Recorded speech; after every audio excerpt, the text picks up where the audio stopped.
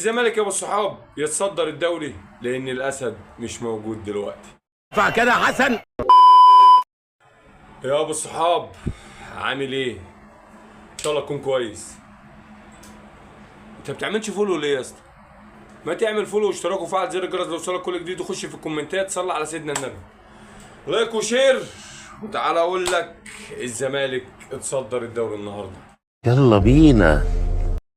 طبعا الزمالك النهارده صدر الدوري بالفوز على المصري، ولكن بعيد عن الماتش، والماتش كان كويس. الماتش بصراحه الفرقتين لعبوا، خاصه في الشوط الاول المصري ضيع فرص كتير قوي يعني. بس عايز اتكلم على واحد، عبد الرحيم دغموم.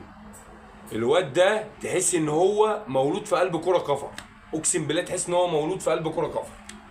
الواد هاوي يعني. خوان الفينا ده احنا اتكلمنا عليه الكام ماتش اللي فات، بس الواد عبد الرحيم دغموم ده حوار، اقسم بالله حوار. عبد الرحيم دغموم ده الواد بيعمل كل حاجه في الكوره، بسم الله ما شاء الله.